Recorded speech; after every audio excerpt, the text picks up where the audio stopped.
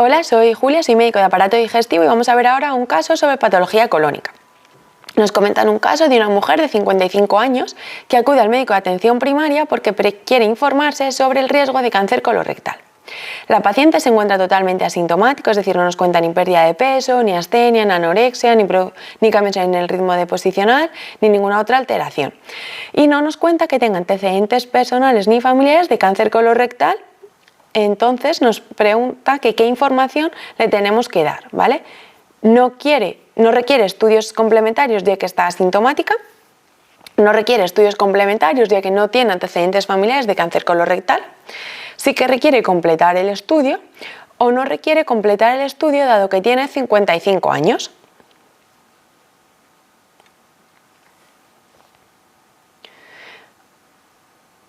Esta paciente sí que requiere completar el estudio. ¿Por qué? Porque actualmente sabemos que el factor de riesgo más importante para desarrollar un cáncer colorectal son los antecedentes personales o familiares del mismo.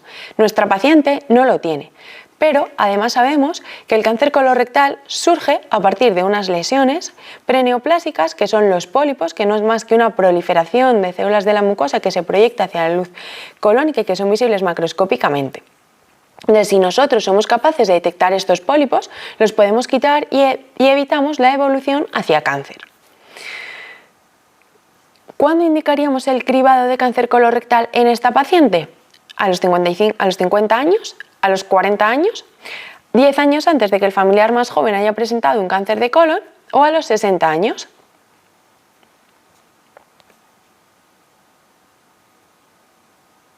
Si recordáis, nuestra paciente no nos contaba que tuviese antecedentes familiares de cáncer colorectal, por lo tanto el cribado lo iniciaremos a los 50 años.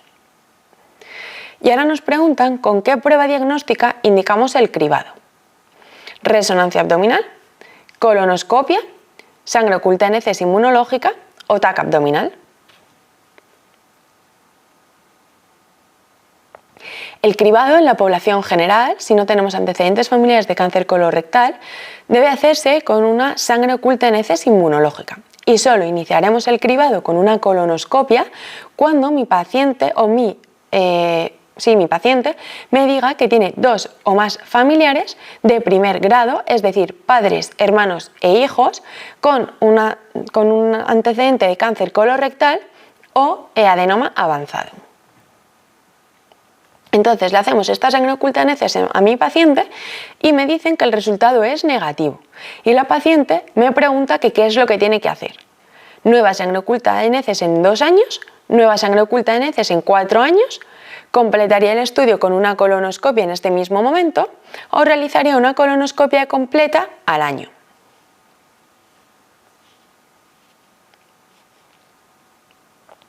Lo que le tenemos que ofertar a nuestra paciente es una nueva sangre oculta en heces a los 2 años. Le repetimos esta sangre oculta en heces a los 2 años y el resultado es positivo. Y nos preguntan entonces qué es lo que tenemos que hacer. Sangre oculta en heces con menor periodicidad a los 6 meses, examen anorrectal por cirugía general, TAC abdominal o colonoscopia completa. Cuando tenemos una sangre oculta en heces positiva, lo que le tenemos que ofertar a nuestra paciente es completar el estudio con una colonoscopia, porque es la prueba más sensible y más específica para ver las alteraciones en la mucosa colónica. Le hacemos la colonoscopia, nos dicen que tiene una buena preparación, una clasificación de Boston 8/9, alcanzamos bien el polo cecal, se realiza una ileoscopia y visualizamos de manera adecuada toda la mucosa, que nos dicen que es normal, salvo que tiene varios orificios diverticulares en sigma y 2 pólipos planos ligeramente sobreelevados de unos 3 milímetros, cada uno blanquecinos, cubiertos de moco en recto. Y ahora nos preguntan qué es lo que tenemos que hacer. No requiere resección de estos pólipos porque lo más probable es que sean unos pólipos hiperplásicos. No requiere resección de estos pólipos porque lo más probable es que sean pólipos cerrados tradicionales. No requiere resección de estos pólipos porque lo más probable es que sean pólipos adenomatosos o requiere una resección endoscópica.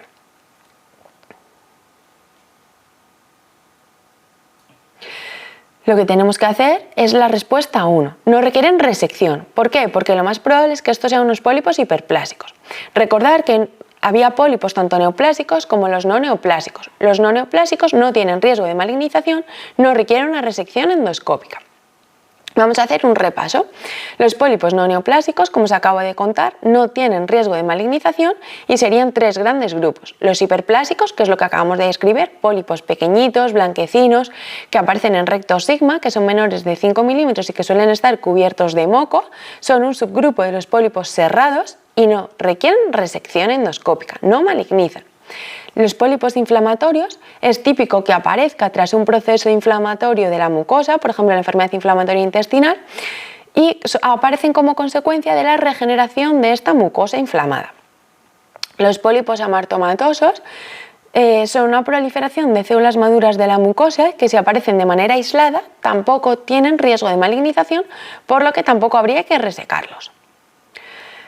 El otro gran grupo de pólipos, que son los que más nos interesan, son los pólipos neoplásicos. Y dentro de estos tenemos dos grandes grupos. Los adenomatosos, que serían responsables aproximadamente del 70-80% de los cánceres colorectales, que sí que tienen capacidad de malignización, pero no todos tienen la misma capacidad de malignización, que producen la degeneración a neoplasia por la vía tradicional de la carcinogénesis, por la inestabilidad cromosómica, y tenemos que saber que tienen mayor riesgo de malignización cuando miden más de 10 milímetros, cuando encontramos 3 o más adenomas, cuando estos adenomas tienen una displasia de alto grado o cuando tienen un componente velloso. El otro gran grupo de pólipos neoplásicos serían responsables del 20-30% de los cánceres colorectales y son los pólipos serrados. Estos pólipos serrados producen el proceso de carcinogénesis por la vía cerrada de la carcinogénesis, que es por una hipermetilación o por una mutación o por mutaciones específicas. Serían tres los pólipos hiperplásicos que no malignizaban, los pólipos tradicionales y los pólipos sésiles. Tienen mayor riesgo de degeneración cuando miden más de 10 milímetros y cuando tienen displasia. Después de haber recordado esto, vamos a volver a nuestro caso. Entonces, cuando nuestra paciente decíamos que tenía 55 años, que tenía pólipos pólipos hiperplásicos en el recto, que no los habíamos quitado, y nos preguntan si requiere algún otro seguimiento. Sí, realizaría una colonoscopia, sí realizaría un TAC abdominal, no requiere más estudios, o sí realizaría una resonancia abdominal. Bueno, pues como esta paciente ha sido ya sometida a una colonoscopia, le tendremos que hacer seguimiento con nuevas colonoscopias. ¿Por qué? Porque pueden aparecer pólipos a lo largo de su vida. Entonces, ¿cuándo vamos a decidir que tenemos que hacer esta colonoscopia? ¿A los 10 años? ¿A los 5 años? ¿A los 3 años? ¿O a los 6 meses?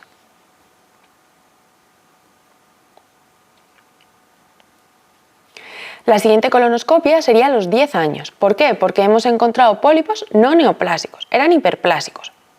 Entonces vamos a revisar rápidamente el seguimiento post-polipectomía. Recordar que haremos una colonoscopia a los 10 años cuando la colonoscopia previa es normal, es decir, no tengo pólipos o todos son no neoplásicos, hiperplásicos, inflamatorios o amartomatosos, cuando los pólipos son neoplásicos pero cumplen todos los criterios de bajo riesgo de malignización. Y si mi paciente había entrado al cribado por colonoscopias por antecedentes familiares, si encontramos estos hallazgos en las colonoscopias, el intervalo máximo de seguimiento van a ser 5 años, ¿vale? Esto es muy importante que lo recordéis. Si hay antecedentes familiares, lo máximo que separo dos colonoscopias son 5 años. El siguiente grupo de pacientes son aquellos en los que los revisamos a los 3 años. Estos pacientes son aquellos que han presentado en la colonoscopia previa al menos un pólipo que tenga uno de los criterios de alto riesgo de malignización, ¿vale? Y estos criterios eran, dentro de los pólipos adenomatosos, que tuviese 3 o más, que alguno de ellos fuese mayor de 10 milímetros, que alguno de ellos tuviese una displasia de alto grado o que alguno de ellos tuviese componente velloso. En los pólipos cerrados era cuando teníamos algún pólipo cerrado que midiese más de 10 milímetros o que tuviese algún tipo de displasia. El siguiente grupo del que vamos a hablar es aquel en el que le vamos a repetir la colonoscopia al año. Y estos son los que tienen más de 10 adenomas, los que tienen un carcinoma intramucoso o aquellos que tienen un pólipo neoplásico de más de 20 milímetros pero que lo hemos resecado en un único fragmento, ¿vale? He podido analizar completamente todo el pólipo. Y vamos a repetir la colonoscopia a los 6 meses cuando el paciente tiene una colonoscopia mal preparada o yo no la he podido completar, bien por formación de asas o por cualquier problema técnico, o cuando tengo un pólipo neoplásico que mide más de 20 milímetros pero que lo he tenido que resecar por fragmentos. Le hacemos la colonoscopia a nuestro paciente a los 10 años y en esta vemos que tiene varios pólipos. Tiene 2 pólipos de 8 milímetros en el colon ascendente, 3 pólipos en el colon transverso de entre 7 y 12 milímetros que son de aspecto adenomatoso y un pólipo de unos 5 milímetros de aspecto cerrado en el colon descendente. Se los resecamos todos y los vamos a analizar anatomopatológicamente. Nos dicen que los pólipos de colon derecho son adenomas tubulares que tienen una displasia de bajo grado. Los del colon transverso son adenomas vellosos con displasia de alto grado y los del colon descendente es un pólipo cerrado sésil. Y nos preguntan que cuándo tenemos que hacer la siguiente colonoscopia. ¿A los 10 años, a los 5 años, a los 3 años o a los 6 meses?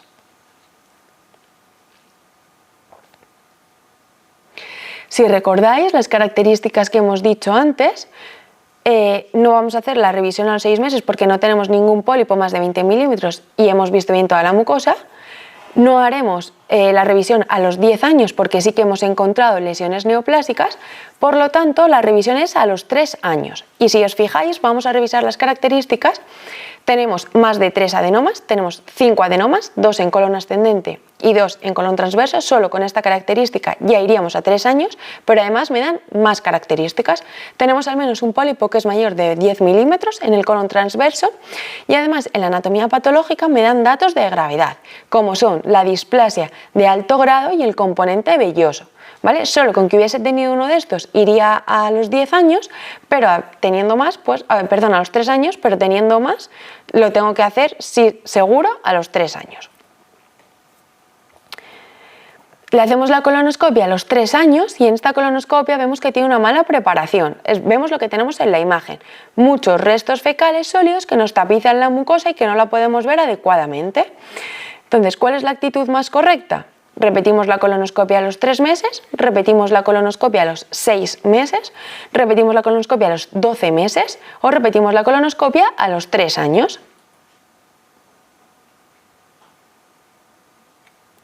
Repetimos la colonoscopia a los 6 meses, ¿vale? No os liéis con las clasificaciones de la limpieza del colon, ¿vale? A mí lo único que me interesa es que si un paciente está bien o mal preparado. Bien preparado la colonoscopia me sirve, mal preparado la colonoscopia no me sirve.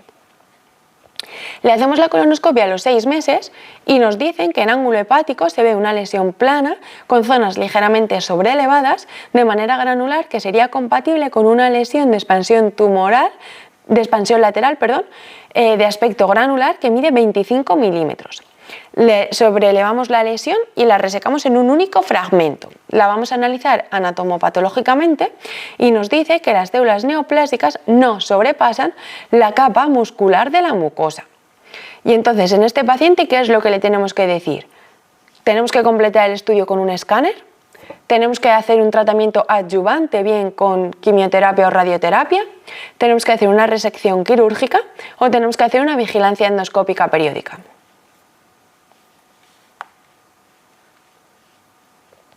Pues lo que tenemos que hacer es una vigilancia endoscópica periódica. Si os fijáis, es lo mismo que hemos dicho previamente. Pólipo mayor de 25 milímetros que resecamos en un único fragmento y que es un carcinoma intramucoso, lo revisamos con una colonoscopia al año y tomaremos biopsias de la escara para analizarlo si hay algún resto con displasia o con células neoplásicas. Pero, ¿y si en vez de decirnos esa anatomía patológica nos dijesen que las células neoplásicas sobrepasan la capa muscular de la mucosa y sí que invaden la capa submucosa? ¿Qué es lo que le tenemos que ofertar a nuestra paciente? ¿Tratamiento dentro de un ensayo clínico con inmunoterapia? ¿Habría que completar el tratamiento con cirugía, quimioterapia o radioterapia? ¿Habría que hacer una colonoscopia inmediata para la resección de la escara? ¿O habría que hacer una vigilancia endoscópica a los 6 meses?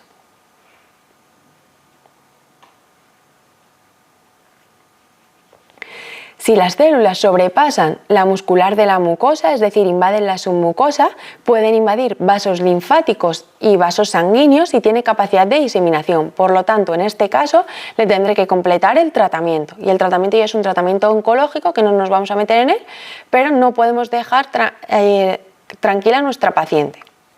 Espero que os haya gustado y cualquier duda que tengáis nos la preguntáis por el foro. Un saludo.